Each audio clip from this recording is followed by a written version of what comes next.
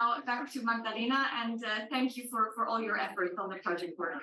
Muchas gracias, Rosana. Vamos a dar un minuto para que vuelvan a sus asientos y podamos continuar con las presentaciones. Muchas gracias.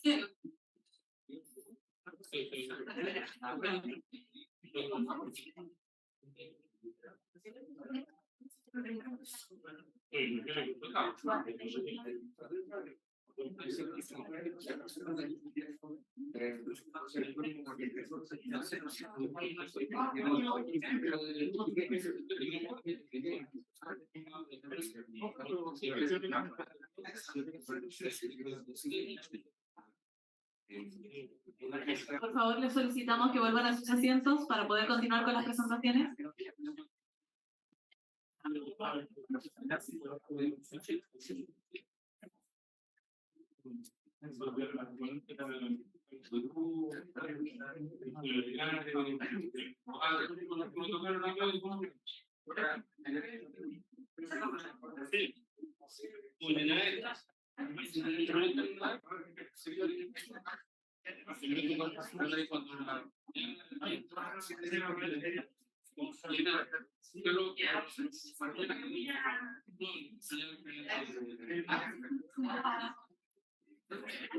Muchísimas gracias. En función del tiempo, en este momento vamos a dar la palabra a Yukiko, quien nos va a dar una presentación sobre consideraciones de seguridad de las actividades espaciales, NPS, STM, LTS y SDM.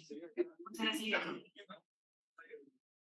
Thank you, Magdalena, and hello, everyone. I hope you enjoyed the scenario-based exercise, and I also hope you missed me. Today, I am going to make a presentation on quite a number of topics, so we're gonna rush through them. It's safety consideration of space activities on 1, space debris, 2, space traffic management, 3, long-term sustainability of our space, and then nuclear power sources. I think Rosanna is trying to kill me and overburden me with lots of topics, but I think I'll try and manage. So, safety of operations, space operation. To make it very simple, there's 2 goals.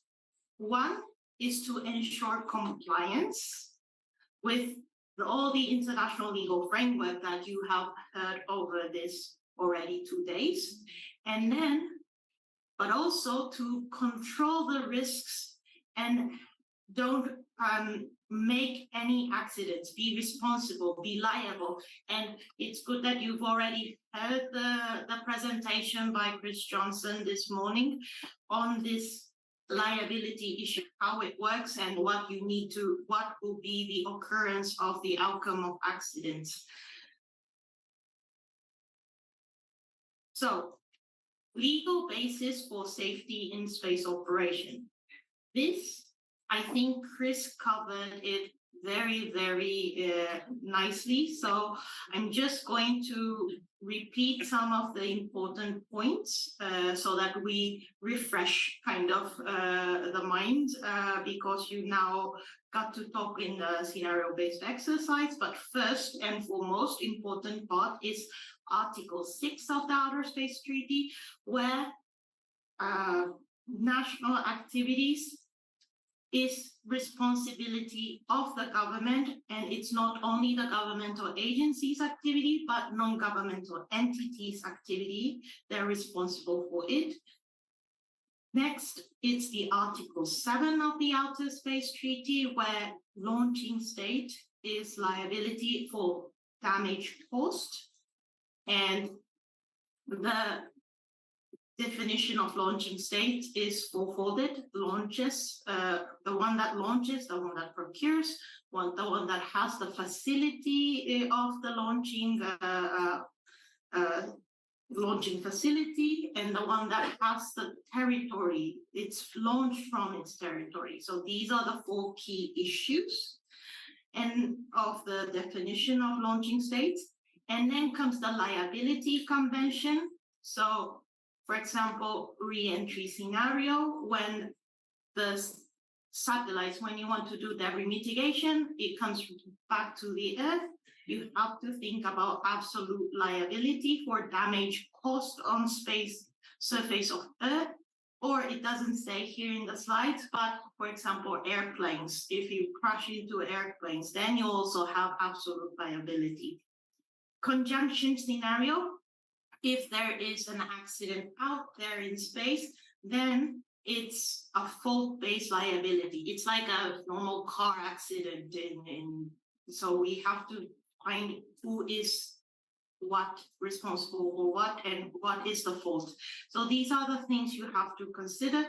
And then last but not least, Outer Space Article 8 and Registration Convention, registration of space objects, is important because when you have it in your national registry, it triggers your jurisdiction and control over the ownership of the space objects.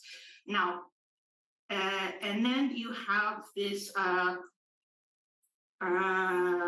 you have to look into the space situational awareness data so that you can more or less find it to avoid any collisions, or you can also identify which is the coming space object and such. So these are the main just legal basis for the safety operation. Now I'm going to go into the more fun parts. Space debris mitigation. I think if you were not sleeping yesterday, you're familiar with this slide. It's the satellites versus debris, and 7,500 is actual activating satellites, and the rest is debris. And we have also talked that it's amazingly rapidly increasing, so there would be more debris that you would be expecting. Now, when there was this discussion of outer space treaty, it was 1967, that they didn't think about space debris that much. When did they start speaking about space debris and the risks? Let's say it was agreed in 1994, only in 1994, that we should discuss at our committee, COPOS, to include an agenda in the scientific and technical subcommittee. The work plan was made, and a technical report on space debris was also adopted in 1999. It says IADC. IADC is the abbreviation of Interagency Debris Mitigation Committee, which is a committee of, it's not UN committee, it's a committee that is under the framework with all the space agency, let's say major space agencies. So if countries have space agencies, they try to join that group to talk how to mitigate and how to discuss on space debris. So this also triggered the discussion of moving forward on space debris mitigation guidelines. And then in 2007, we finally had the space debris mitigation guidelines adopted. We can also mention that in the same year, there was also a Chinese anti-satellite weapon test, which created a lot of space debris. That also triggered member states to urge and adopt these guidelines, because we saw tremendous debris out there, and once it's there, it impacts everyone's space object. So this was what happened in SDSC, and afterwards it came to the legal subcommittee to discuss on general exchange of information on national mechanism relating to space debris mitigation measures, which, because we now have a guidelines, the legal subcommittee took over to see how to better implement this topic. And again, I think I pushed something wrong, so it went a bit fast, but we're still on this PowerPoint, apologies. And in 2012, we had also another topic updated, and it's called General Exchange of Information and Views on Legal Mechanism relating to space debris mitigation measures, because we wanted to find out also a possibility on finding legal solutions. There in 2014, we also in the legal subcommittee discussed on compendium of space debris mitigation standards, which it means that we have started sharing each space agencies or each government's space debris mitigation guidelines, because every country has decided to more or less have its own standards based on the IADC guidelines and COPOS debris mitigation guidelines. So the minimum is IADC and, or let's say the COPOS debris guidelines, and then comes the IADC, which is a little bit stricter. And then on top of it, the member states decide the fine tuning of the space debris standards in their country. Now, as of 2018, we have a little bit of change in the topic, because it was always about mitigation of space debris, but we added a word remediation, meaning active debris removal from the orbit. So there are now some industries, or let's say universities, developing technology to take away the space debris from orbit and then mitigating it in the end. So this is part of the agenda now. Now, debris, we say debris, but there's a lot of ways to create debris. You cannot imagine. One is to have this propulsion left over, as I said yesterday, that it automatically on its own just explodes itself. And there are some things, for example, accidental collision, and some things like first stage is also a debris. First stage of the rocket is also, when it's used, it's going to be deliberately made into a orbit. It also could be like paint falling apart from the satellite. That could even be a debris. So there are lots of ways that debris is created. And that is why we had this debris mitigation guideline saying what we could do. And I'm going to go a little bit more into details on what we have agreed. Now, first of all, in 2007, this space debris mitigation guidelines was adopted. And the important part is not legally binding. And it has to be, it was intended that based on this debris mitigation guidelines, member states will implement it through their regulations or through their legal framework so that it gets complied. So this is the key main factor of this debris mitigation guidelines.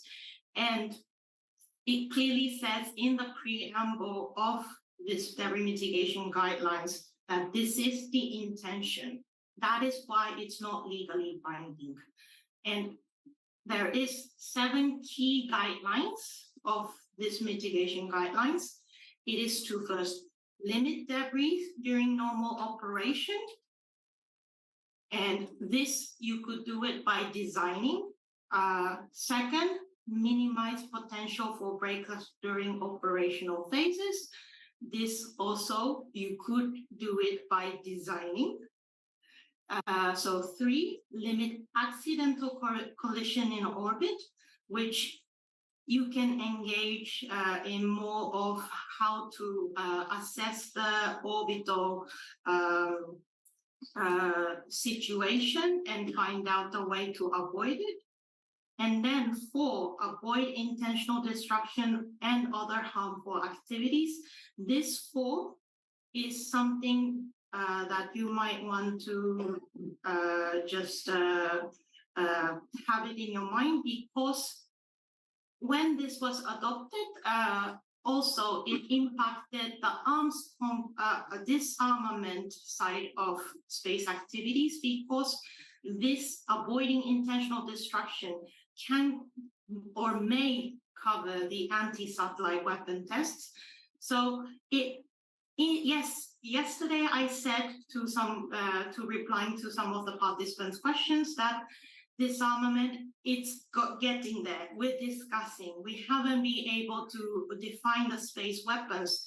Yes, this is difficult, but there is another way to approach disarmament by trying to focus on the scientific and technical side and the safety side. And this is one key point from a disarmament side, that we made it possible to include avoid intentional destructions and other harmful activities. 5, minimize potential for post-mission breakups, and this is also resulting from stored energy. 6, limiting long-term presence in LEO. 7 is GEO. So I give you more clear examples now by another nice infographics that we have. And by the way, I see you taking pictures, but don't worry, if you just simply Google UNOOSA, ESA, space debris infographics, you see a better version in the webpage. So don't worry. Yeah, I had to cut a lot of things to fit in the PowerPoint presentation. So that way you might find the whole infographics itself. But here, for example, I want to talk about the designing thing. You see that the debris is hitting the solar panel. So what you do, engineers here might, it's an easy question for them, but it's quite predictable when it's in orbit, which side the debris might hit more. So in that sense, engineers are designing so to protect the solar panel or the size of the, let's say the size of the satellites, by putting shields or bumpers, and that already protects the satellites for being disactive. So things could be done that way. Also, I mentioned in the guidelines, there was some points on not designing so that it stays forever in LEO and GEO. So when it is in 35,000 up above in GEO, it stays a long time ago, and it has a picture of a dinosaur. But if it's in, let's say, more into 800 kilometers, it stays there a little bit less, but meaning 100 to 150 years. And then if it's down to 500 kilometers, it's only 25 years. So when you design, you must find a way that it somehow you can make the satellites re-enter back into Earth, so that there is less conjunction in outer space. Something else is the role of re-entries. When it's small, when it's CubeSats, probably you all know it would burn up more or less. But when it's a huge satellite, you would have to find a way to control the satellite so that it doesn't fall into other countries' territories when it happens that there is a part of the satellite not burning up. These things you have to also consider. And space debris and human spaceflight, it's also well-known topic. When there is a simple paint in LEO, it can be orbiting in the speed of 7 kilometers per second. I think that's faster than your Air Force flight planes, jet planes. It's super dangerous. It can just kill the astronaut in a second because it goes through the astronaut spacesuit. So these things you have to also make your engineers design a satellite that has a paint that would, let's say, not break apart quickly and not fall apart, this is something that needs to be also looked into. So these are the space debris guidelines that really pushes more on the technical side. And it's really weird that the lawyer is explaining the things to the engineers. But this is what the intention of the guideline is. And last but not least, we could also check, monitor what is going on in the space. And the important thing is that we can avoid the collisions. But the problem is, every time you move a satellite to avoid a collision, money will cost in terms of human resources, fuel will be spent extra. You might not have this because of this urgent move. You might have the service just for the time being disappear. These are the things that will cost, and I think it also says here that lots of space agency has to move their satellites time to time because they do want to avoid the collision. So these are the things that is more or less expected to do when you want to mitigate debris. So this is the debris mitigation guidelines and the link to the safety operation. Now, long-term sustainability guidelines. Let's go to the next topic. I also have a fancy infographics here too. LTS guidelines. Why do people talk so much enthusiastic about it? Because it is another version of safety operation of space, where we try to enforce the debris mitigation guidelines and protect the sustainability of outer space.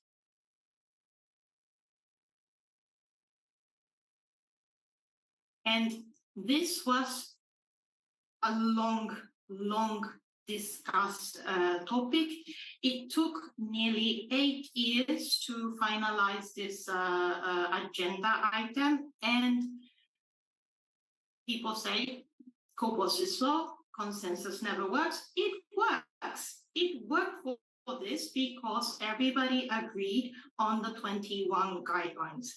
And again, this is not a legally binding agreement, but we expect member states to have this regulated somewhat way in their own policy, legal framework, so that it is going to be preserved, and sustainability of the outer space activity is protected in a way. So what is mentioned, there's 4 main parts of this guidelines. And the first part is on policy and regulatory framework for space activities. It talks about why policy is important, why it has to be in regulatory framework so that it preserves the outer space activities and such. And also it talks about supervision of national space activities. It again repeats what is mentioned in the Outer Space Treaty to highlight the importance. And then also talks about practice of registration of space objects. So here, in space debris mitigation, I talked a little bit about the intentional destruction, and that it started to go a little bit into supporting the disarmament side by scientific and technological way.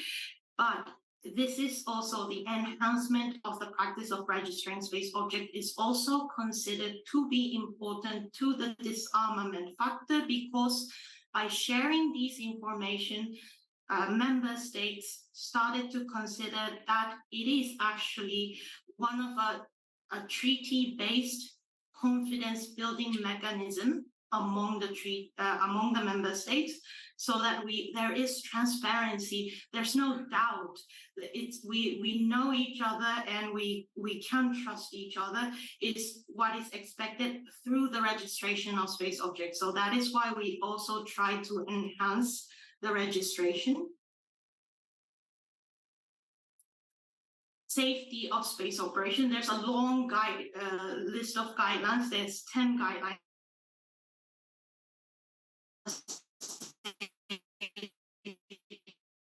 Space operation and how it's to be controlled. These things are there, and that is why, as I said yesterday, a lot of member states started registering space debris and triggered by the LTS guidelines.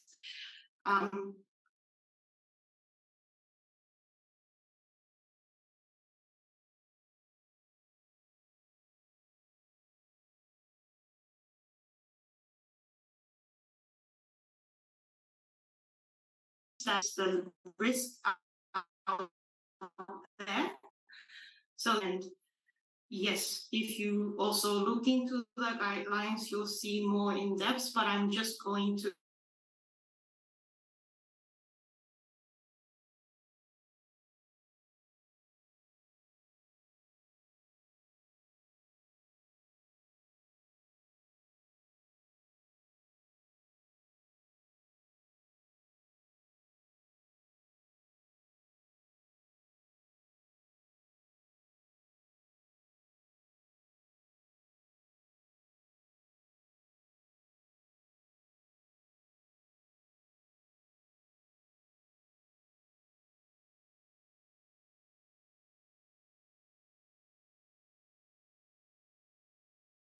best practice.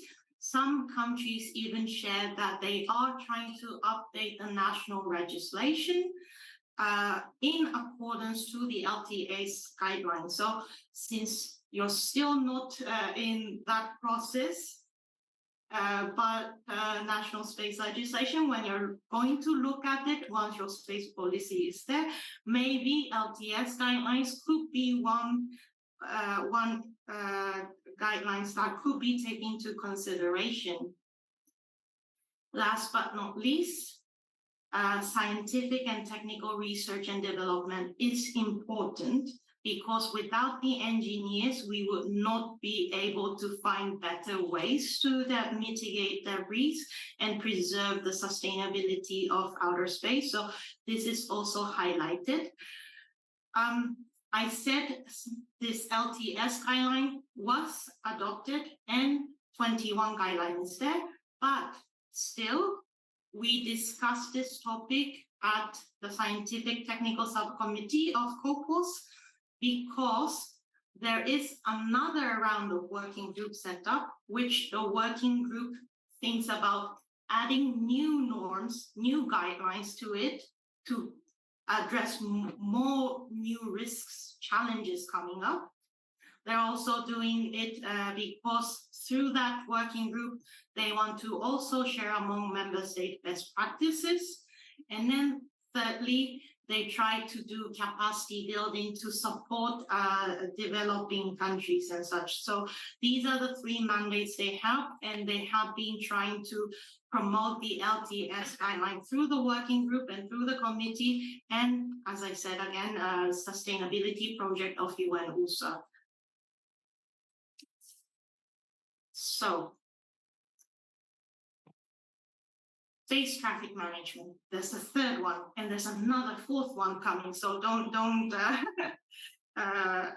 be bored so much. But space traffic management is a highlight. This is in day one morning. I mentioned it is thought to be very important. Now, what is space traffic management? It's very hard to reply because there is no clear definition adopted in the United Nations framework. But what I can refer to you is a definition made in 2006 by Cosmic Study on Space Traffic Management. And if you Google the definition of space traffic management, a lot of articles refer to it because this one is broad enough, vague enough, and covers a lot of issues and has potentials. So everybody likes to refer to it because the devils are in the details. So the broad definition is STM means the set of technical regulatory provisions for promoting safe access to outer space and return from outer space to Earth free from physical or radio frequency interference. And yes, this is very broad. So I think Germany, I think ESA or maybe EU is thinking about discussing on a more detailed definition. There are lots of efforts put in to more clarify this definition, but still, again, the devils are in the details, and we haven't been able to reach consensus in the UN. And we're waiting for some of the member states to propose a nice definition so that we can move forward with this topic. But what I can say now is that what are we doing? We're not just waiting for member states to work on. We are already starting the work of what can we be contributing to space traffic management. So again, I want to reiterate that maintaining registration of object launch into space, this already contributes to the transparency and confidence building measures. And this is actually the only treaty-based information sharing mechanism. So I think through that, we believe we're contributing to the space traffic management. We're supporting implementation of the LTS guidelines and the IADC guidelines, space debris mitigation guidelines adopted by the UN. And we're also trying to utilize our networking power to do capacity building on space law, why it's important to comply and abide by these treaties and guidelines, and actively engage with space stakeholders. So, and we try to do social media campaigns and such, and that is why you've seen lots of fancy presentations from my end, because we have been investing in infographics, because these days it's easy for you to get information through Instagram or Facebook or Twitter or whatever. So we're focusing in that raising awareness efforts. We had also through 2015 to 2017, a collaboration with ICAO, the air traffic management side, to find discuss this topic, which there was 16 observations adopted, including one related to space traffic management. But that is just an observation. It's not yet anything set up. But these are the things we're trying to do. And when it comes to the work of the committee specifically in terms of space traffic management, again, it started from the 2006 cosmic study. And late in 2000, there was lots of requests from member states to set up a proposal on a working group, which would discuss on the guidelines of space traffic management.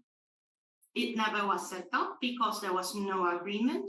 In 2016, there was a new agenda on the legal subcommittee regarding legal aspects of space traffic management. So we weren't able to agree on a working group to discuss details, but we at least started to start from the general exchange of views.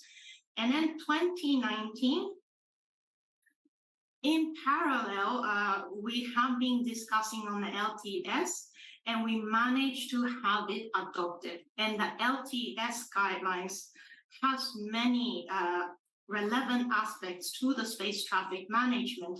So that is, we believe it's one achievement in terms of contributing to the space traffic management discussion.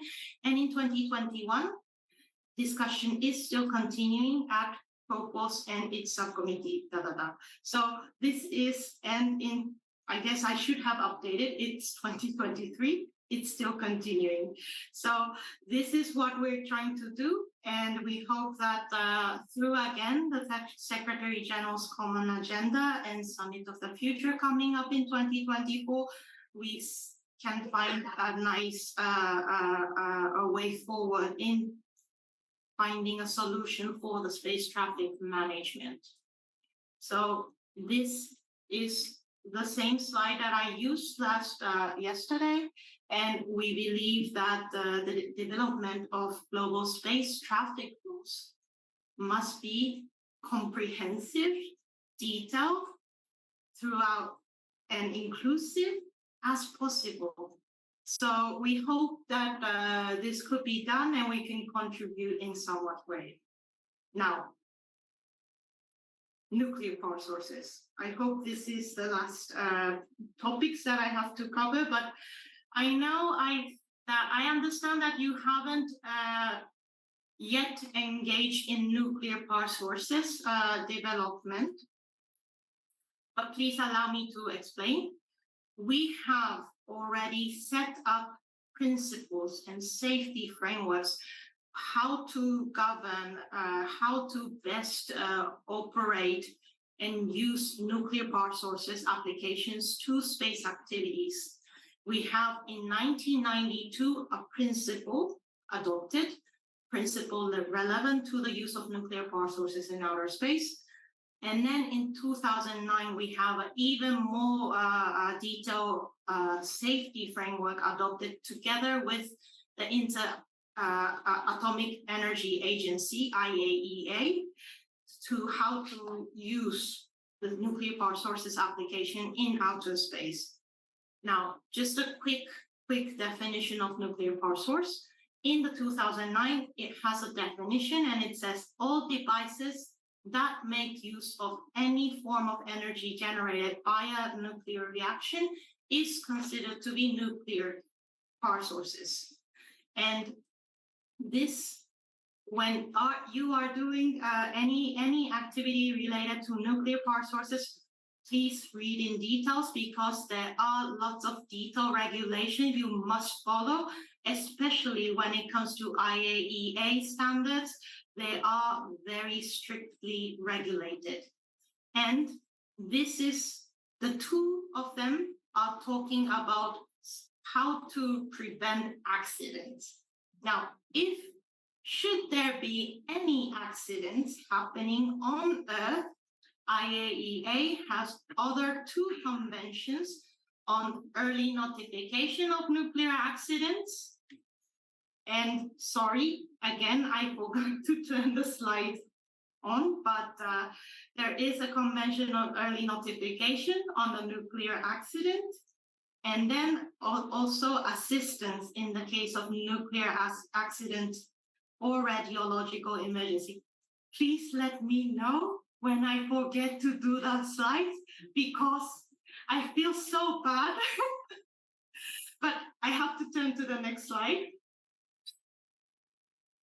Okay, just a brief history of nuclear power sources. Why do we need nuclear power sources application in outer space? Because when you have a mission plan for a long duration, you might not have enough energy.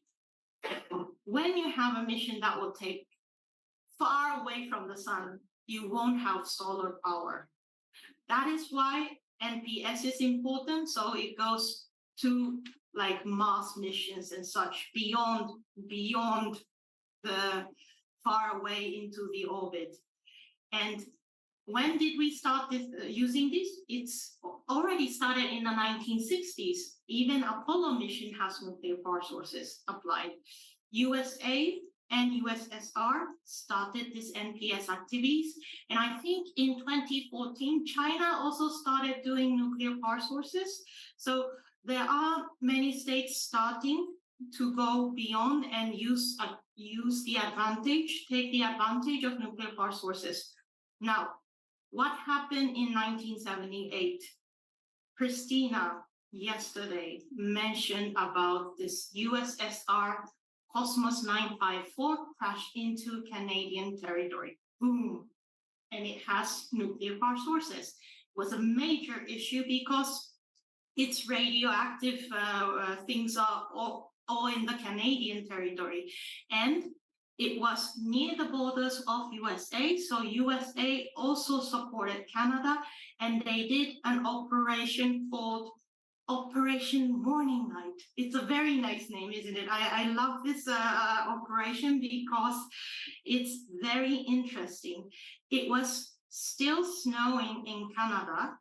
So for them, the Canadian and USA military forces worked together and collected all the snow that may have contained radioactive parts, and they tried to do it by end of April because by then they expected that there will be morning lights, meaning spring is coming, and before the snow melts, they wanted to work on it. So they worked on it with all their efforts, and they used 6 million Canadian dollars. And in the end, as Christina said, there was no let's say, in legal terms, there was no damage caused according to the liability convention. So the USSR didn't agree to that there is a dispute, and they, as a compromise on a diplomatic form, they only pay back 3 million US dollars, meaning half of what has been spent by Canadians.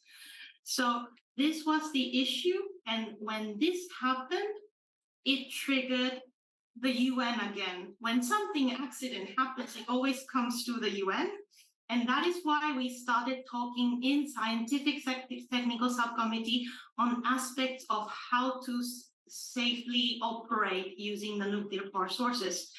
And then beyond, we have the IAEA also taking over this topic in a sense of safety and security relevant studies.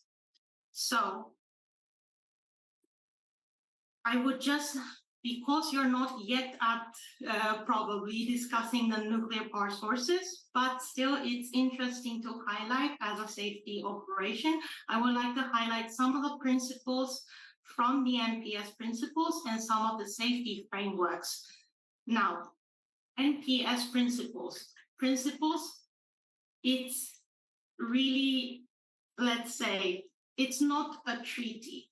It's in the end a resolution. However, it has a word, shall. And I'm so sorry to the interpreters because I don't know what's the difference between should and shall in Spanish, but for lawyers, when we talk about should and shall, it has a very different interpretation. Shall is considered to have legal obligations, whereas with NPS principles, it's not a treaty. So if you look at the other principles, it doesn't use shall, but this one is intentionally using shall because member states somehow agreed at that stage that this is very important, and if we don't comply with it, we will be covered with radio waste, and it would damage Earth. So that is the really uniqueness of NPS principles. And what I have to say is launching states shall, prior to the launch, conduct through and comprehensive safety assessment, meaning a safety assessment with the IAEA standards has to be done. And usually member states do a very thorough nuclear power sources assessment, which is like this big of paper documents, and they share it with the UN that they did this, to prove that they did this prior to the launch and prove that it is safe. Safety assessments and the timeline shall be made publicly pursuant to Article 11 of Outer Space Treaty. So they send it to UN, and through this Article 11 framework, UN always provides it and makes it publicly available on the assessments that were made. So these are the things we have been doing, and every country who is using nuclear power sources has been abiding by these principles. So I think this year we received some notification from Russia. That was the most recent one.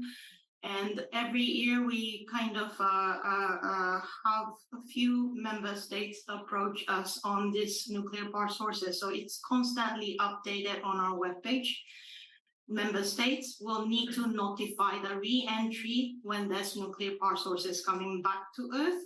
And then when there is a re-entry, assistance to states should be made by the launching states, so that some of the countries that might expect that nuclear power sources to come down, if that comes down, launching states really need to be liable and help out the state that might have damage or just have the nuclear power sources land in their territory.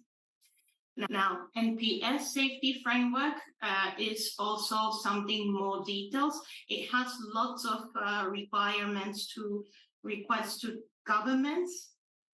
And it's not only the governments. I'm listing a lot of governments here in the slides because you're more or less in the governmental side, but it also includes guidance for management of the organization who will be involved in NPS application. So for example, if there is an institution or space agency, or let's say a university who will be managing the NPS sources, they also are directly governed by the safety framework, and they should be complying it. This is something very also unique, because we've been telling you, international space law, it's all about government, but here it's specific because it's nuclear power sources. So these are the things you really need to discuss, and to enforce this, I would say, even though it's universities or this management of organization is mentioned here, even those we would like the government to set up a nice policy regulations so that this is really regulated through national law. So this is what we have been asking, and I try to rush through all my slides now. So this is the end of my presentation on safety space operations. So thank you very much for your time and listening to the lovely regulations that you will have to follow in the future. Thank you.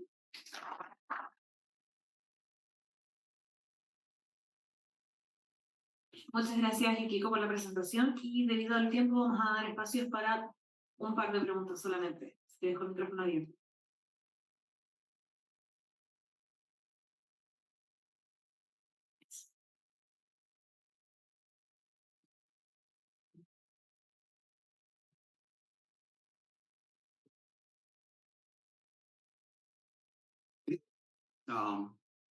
The question is related to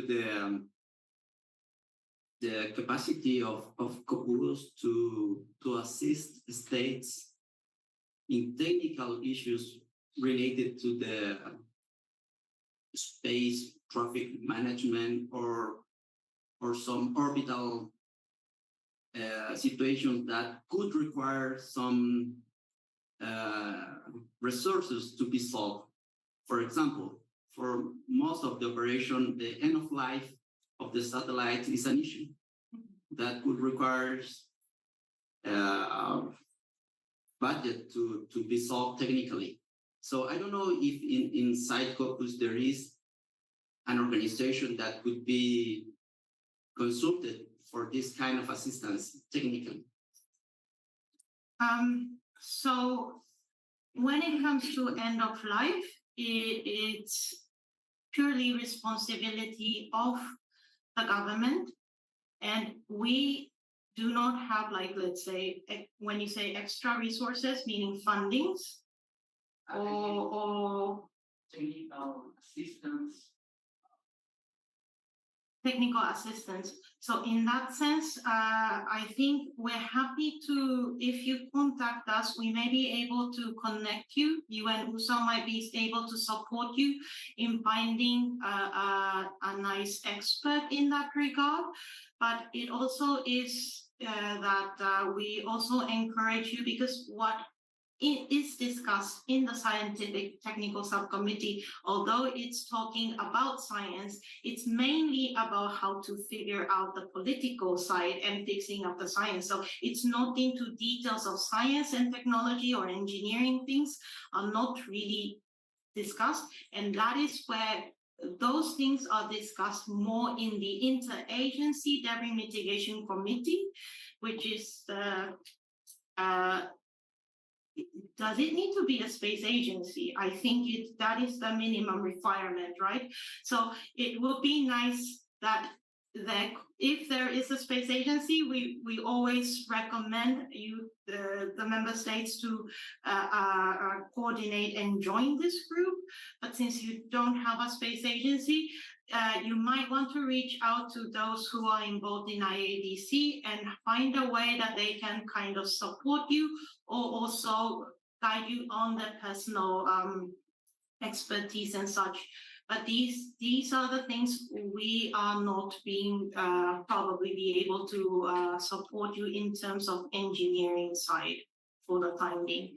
Hopefully we can launch a project soon, but for the time being, we do not have such project at the moment. Thank you.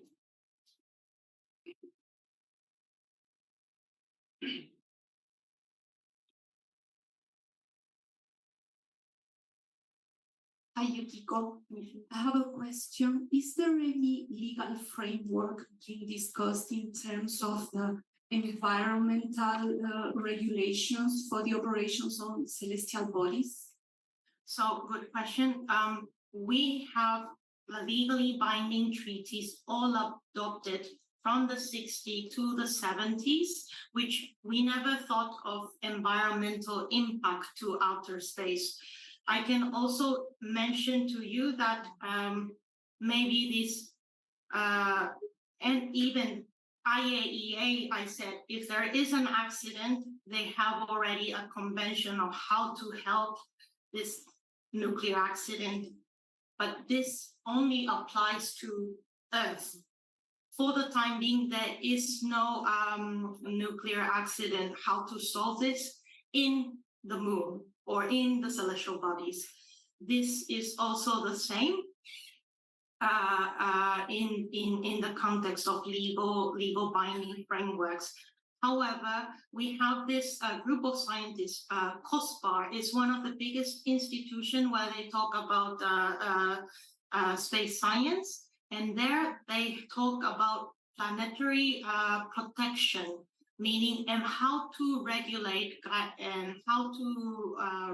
some guidelines, to set up guidelines to preserve the environment. So if you're interested, please look for COSPAR meetings on planetary protection, and this will be discussed. And today, I think it's Nicholas is today, right? So Nicholas, our former boss, will be making a presentation on what is discussed at COSPAR in terms of planetary defense, meaning asteroids hitting Earth, and then planetary protection, meaning preserving the environment of a celestial body. So this is actually the right timing that you asked, and hopefully you are interested in listening to Nicholas's presentation. Thank you very much. Muchas gracias por las preguntas y Yukiko por la presentación. Para finalizar y antes de irnos al horario de almuerzo, un par de tips de alimentación.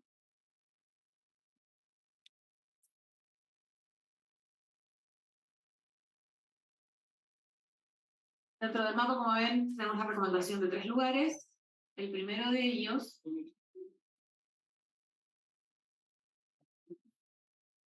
en el Club Providencia, en Avenida Cocuro.